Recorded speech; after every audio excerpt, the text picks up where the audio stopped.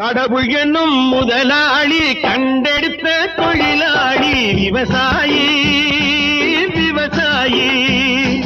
கடவுள் என்னும் முதலாளி கண்டெடுத்த தொழிலாளி விவசாயி விவசாயி.